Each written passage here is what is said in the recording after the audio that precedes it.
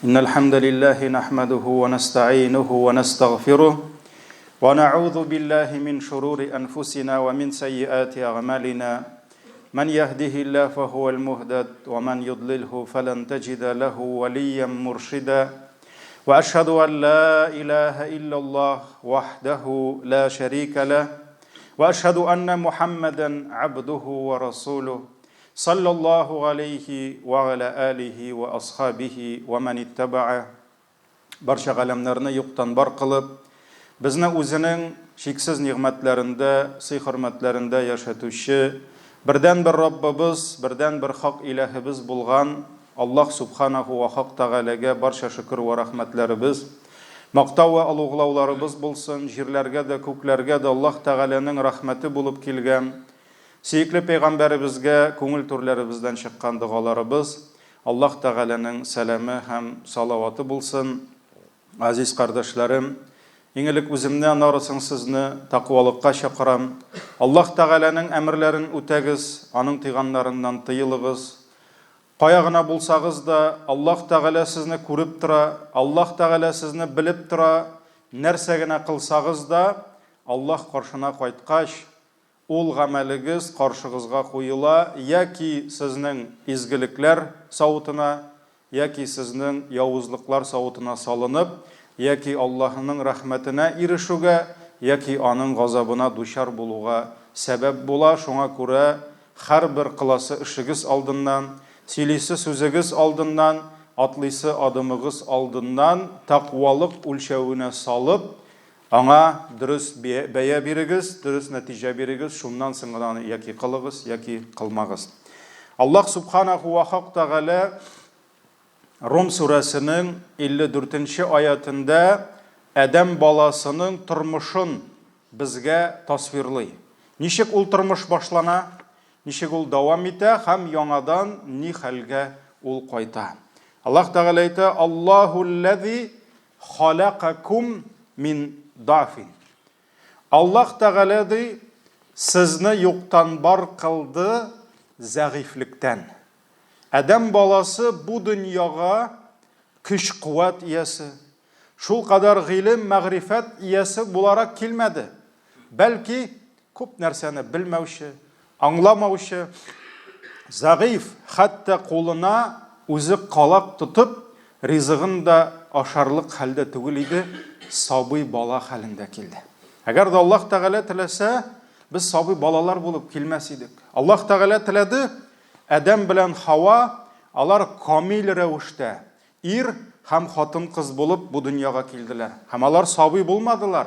Shunga ko'ra Adam bilan Havoni agar da Alloh komil ravishda, komil qiyofatda keltira olgan ekan, har bir kishida bu dunyoga shulay keladi. Nechikdir Qayandır көктен çıkırıydık, qayandır жерден çıkırıydık. Lakin analarımızdan zayıf, sabi bala halinde gelmesiydi. Lakin yok. Allah Teala ol sizlerini zayıf halde getirdi deydi. Adam balası geldi zayıf halde. Thumma ja'ala min ba'di da'fin quwwa. Amma şuşu zayıflıktan soň, şuşu güçsüzlükten soň Allah sizge kuvvet berdi deydi. Kış birdi. Thumma ja'ala min ba'di quwwatin da'fan ve shayba. Soňundan siz şuşu kış kuvvetke erişkenden soň, ýagny güçlü bolgandan soň Allah Taala sizning kişlerigizni kimitip ýangadan zagiflikka düşürdi. Hem shaybadi, ýagny aqlyk şeşlerigiz, saqallarygiz agardy diýdi. Näşulay tirip Adam balası irte bilen kıyaş ufuktan ko'tarilgan kibik, anın irte bilen çıkkanda әлі nurları ol kadar kızdırmay, çünkü ol bit zawalga jetkanda kızdıra.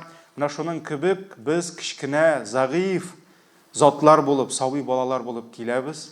Kun artı kun, yıl artı yıl ötüp biz kuch quvvatga erişip, ortası xotin qiz bolabız.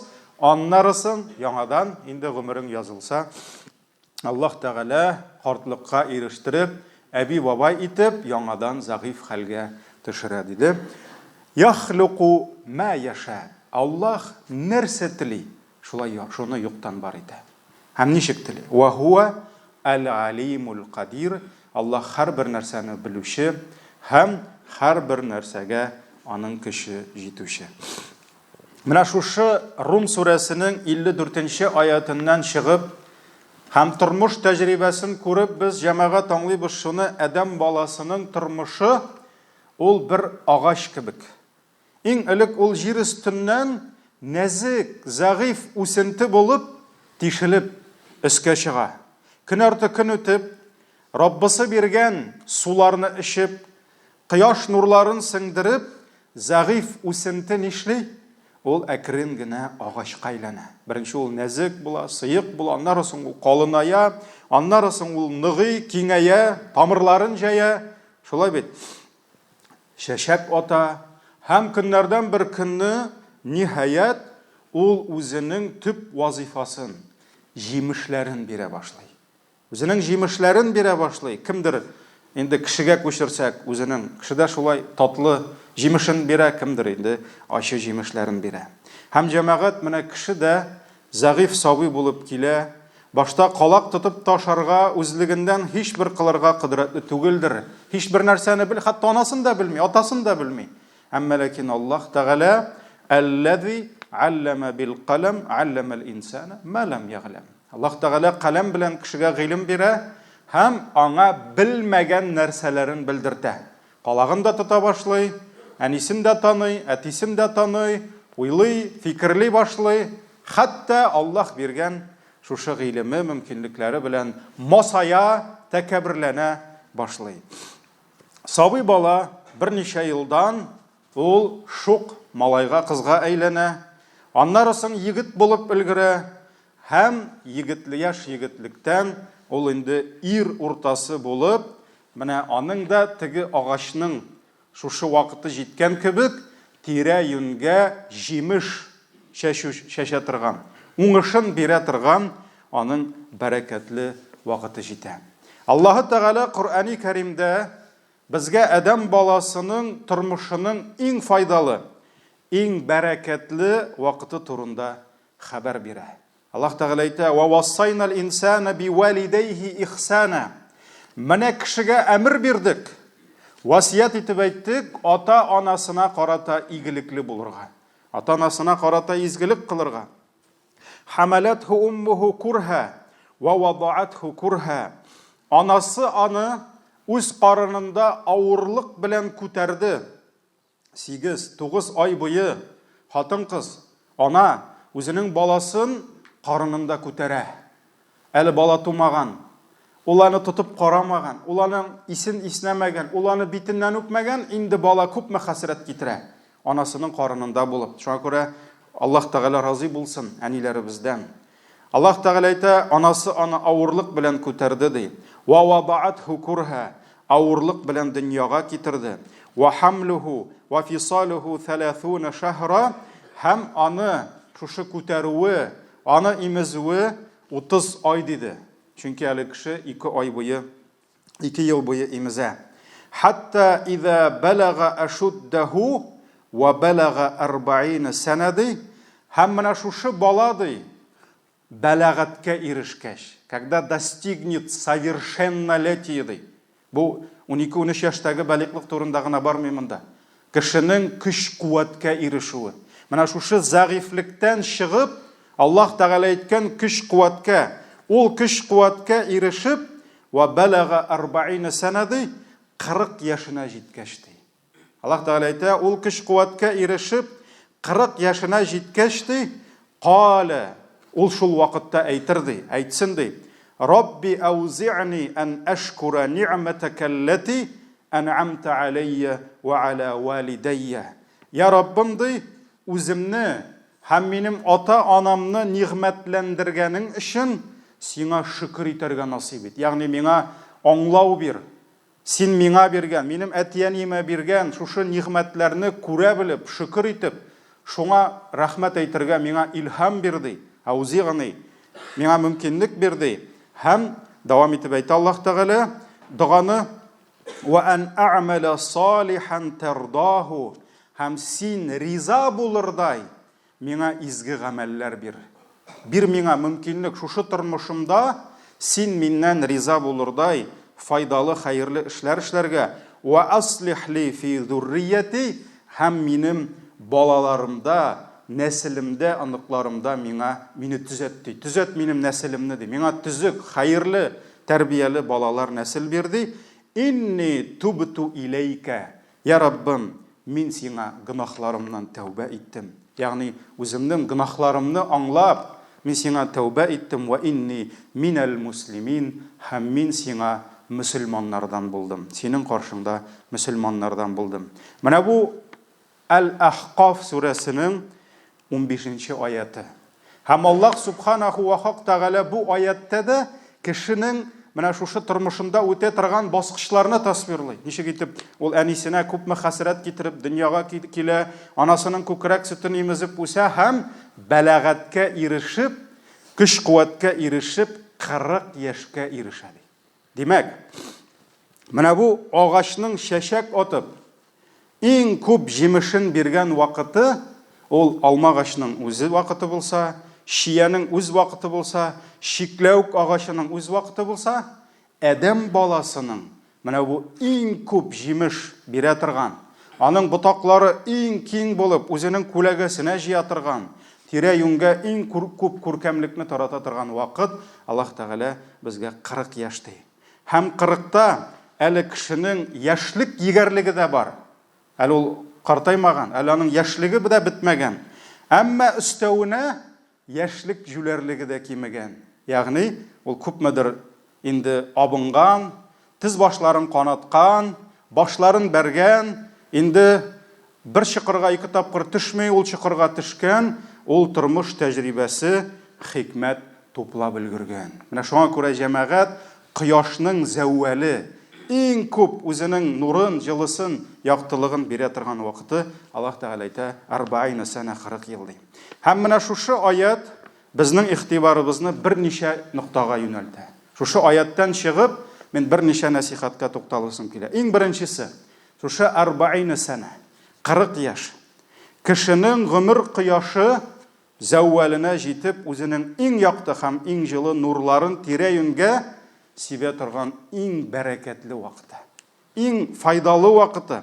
Шуңа күрә Пәйгамбәрбез саллаллаһу алейхи ва саллям 40 ел әзерләнде һәм Аллаһ Тәгалә 40 яшендә аңа пәйгамбәрлек бирде.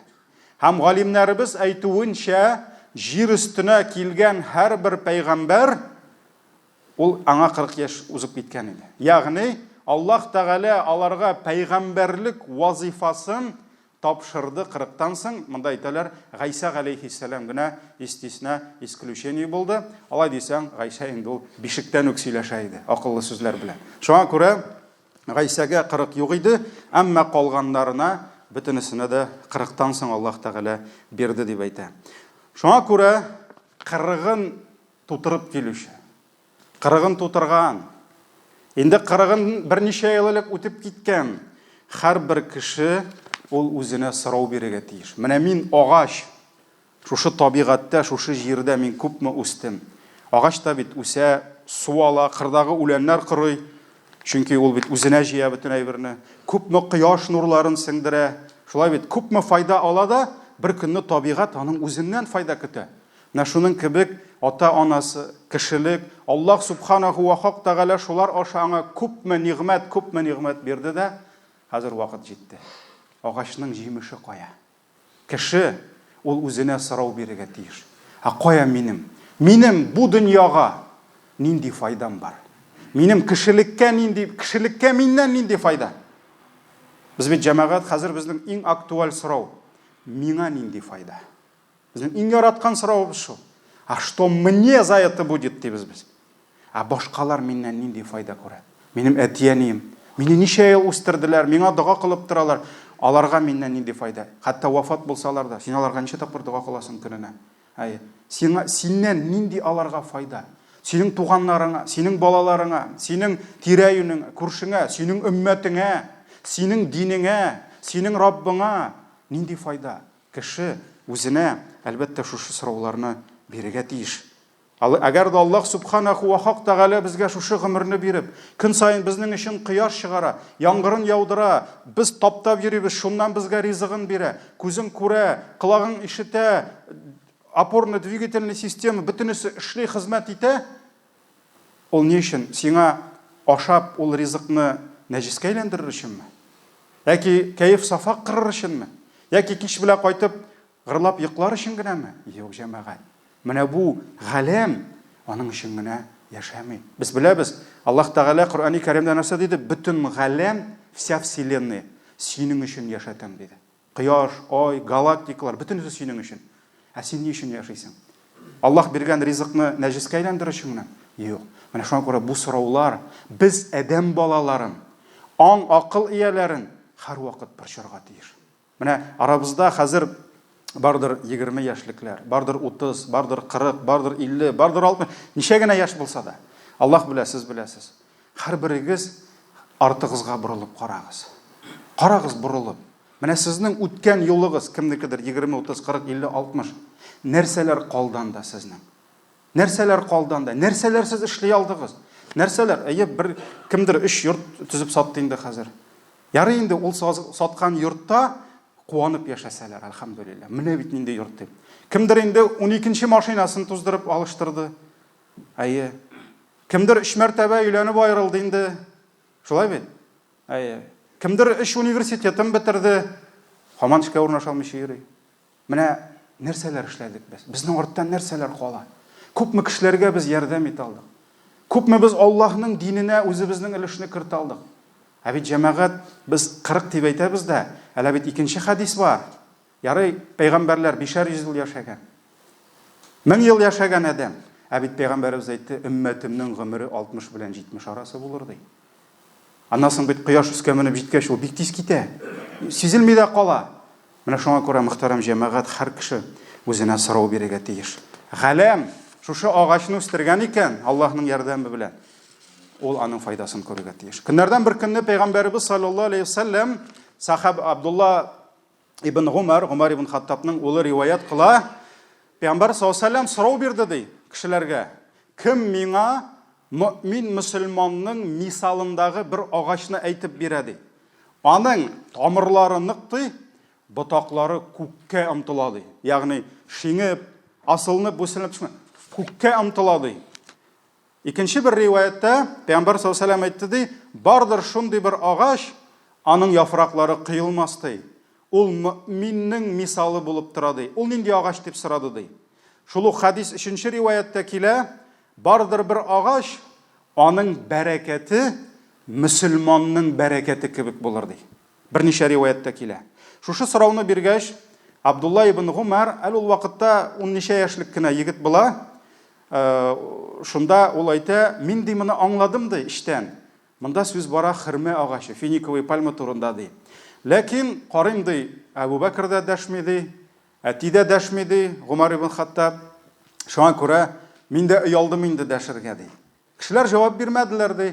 Шуннан соң берсе әйтте ди, я Расулалла, үзең әйт инде дип әйттеләр дә. Шуннан соң пәйгамбәрбез ул хөрмә агачы дип әйтте ди.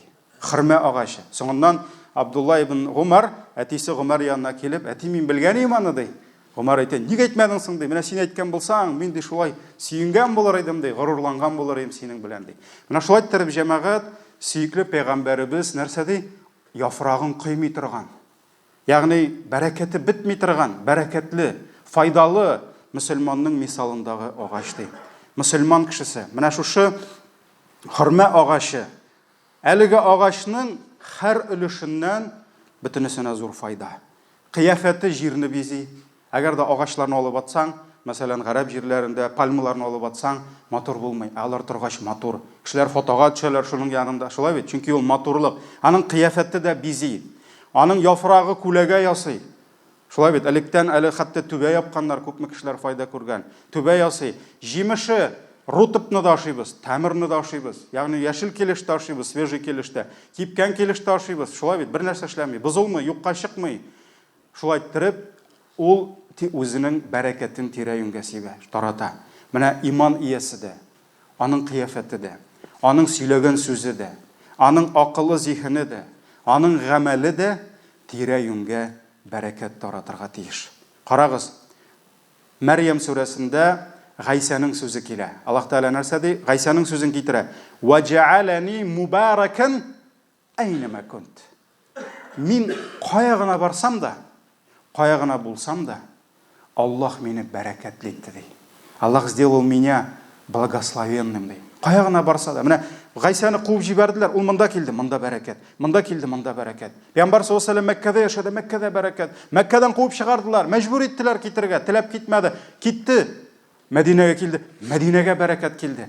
Кая гына барса да бәрәкәт килде. Шуңа күрә мөселман кешесе кая гына барса да аның белән бәрәкәт йөри. Чөнки аннан хәерлелек. Әгәр дә кеше үзенең акылында, әхлагында, динне, тормышны аңлавында камиллеккә ирешкән шушы вакытында, менә шушы 40-ка якын вакытында да әгәр дә үз җимешләрен бирә алмаса, алга таба ул җимешләрне бирә башлау әлбәттә аңа җиңелрәк булмас. Ә безнең проблема җәмәгать, әле без ашыкмыйбыз. Кайбер кешегә әйтсәң, менә бит син сәламәт ир, сәламәт хатын-кыз, әйдә бисмилла, намазга, дингә кил, менә кулыңа Коръан. Юк, ул әйтә, тукта, минем әле 20 ел бар ди. Мен 60-та, хәзер тагын да арттырдылар әле. Хәзер 60-та да кирәкми Коръан кайбер кешегә.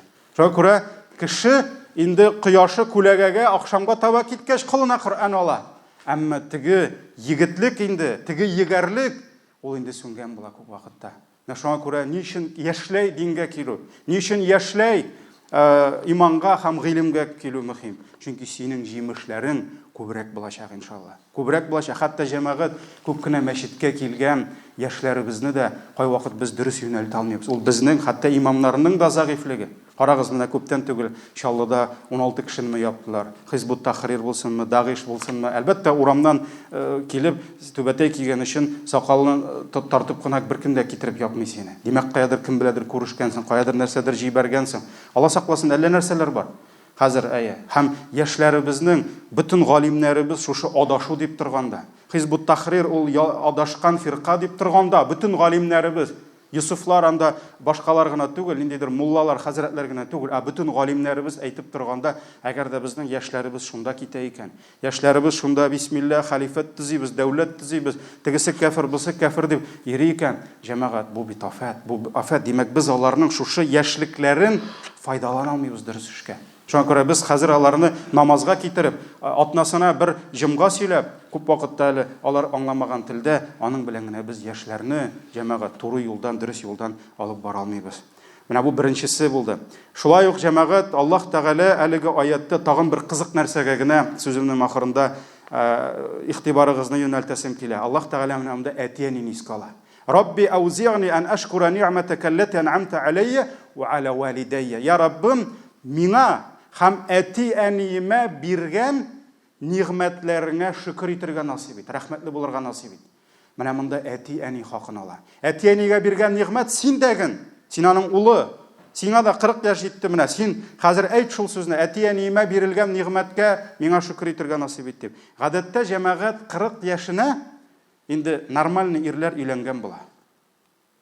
Нормальный ирләр инде 40 яшькә өйләнеп, аның инде балалары туган була Аллаһның рәхмәте белән, шулай бит, әгәр башка төрле сәбәп булмаса, инде хатыны балалары булырга тиеш. Һәм ул үзенең көчен, куәтен инде шушы баласына, хатынына салган була. Һәм җәмәгать Аллаһ Тәгалә 40 яшы җиткәч искә төшерә. Синең әти-әниең бар ди. Әти-әниең бар. Хатын, урыслар әйтмешләр, это святое. Балалар это святое. Ләкин хатын да, балалар да әти-әнигә конкурент була алмый. Ир өчен, хатын-кыз өчен кияүгә чыккач, беренче чиратта ире. Беренче чиратта ире. Шуңа күрә без кызның әтисеннән сорыйбыз: "Бирәсеңме кызыңны?" Менә шушы хуҗага дип сорыйбыз. Әти бирә. Шуңа бит егет ала. Ә ират аның өчен үлгәнче әти-әни беренче чиратта кала. Шуңа күрә 40 яшьтә Аллаһ Тәгалә уйланырга чакыра. Әти-әниең бар ди. Семья мәшәкате, балалар ашату, хатын киләү, бөтенесе тиеш. Сөннәт бар, ваҗиб, фарыз. Ләкин әти-әни беренче чиратта. Чөнки күп вакытта без хатын, балалар мәшәкатьләргә чумып, безнең әти-әни нишлей? Әти-әни арттагы планда кала. Игътибар кими. Бит алар бит көчтән загыйфлеккә бара. Аларга күбрәк игътибар кирәк. Кай вакыт күбрәк сөйләшергә кирәк алар белән, күбрәк шалтыратырга хотя бы урысча әйтәм, хотя бы кирәк. Менә шуңа күрә Аллаһ Тәгалә нәрсә ди? Ата-анаңны онытма һәм күп кешеңне шуларга юнәлт ди. Шуларга юнәлт ди. Шуңа күрә мөхтәрәм җәмәгать, менә бу аятта Аллаһ Тәгалә безгә 40 яшьтә җиткән кешеләргә нәрсә ди? Инде сезгә уйланырга вакыт. Һәм аятның ахыры нәрсә белән? Тәүбә белән тәмамлана. Тәүбә. Кеше үткән гомеренә фикер йөртеп, нәтиҗә чыгарып, үзенең гынахлы икәнен аңлап, ул тәүбәгә килергә. Мөселман булырга. Ягъни 40-тан соң мөселманлык өстендә күбрәк эшләргә тиеш. Хәтта күп кенә сахабалар, табигиннардан карасаң, әйтәләр, әгәр дә без 40-ка кадәр дөнья кусак, дөнья җимерсәк, дөнья төзесәк, аннарысын без күпчелек кешебезне ахирәткә бирә идек ди. Шуңа күрә мөхтәрәм җәмәгать, Аллаһ Субханаху ва Тәгаләнең һәрбер аятында хикмәт, Аллаһ Тәгаләнең һәрбер безгә биргән гомеребездә хикмәт бар. Шуңа күрә кемгә күпме генә булса да, әлбәттә бу вагаз 40 яшьлекләргә, калганнарга түгел дигән сүз түгел. Раббым безгә нинди генә гомеребезнең өлешендә, баскычында булсак та, Аллаһның риза була торган гамәлләрдә булырга һәм хәерле нәтиҗәләр чыгарып, хәерле юлларда булырга насыйп итсә иде.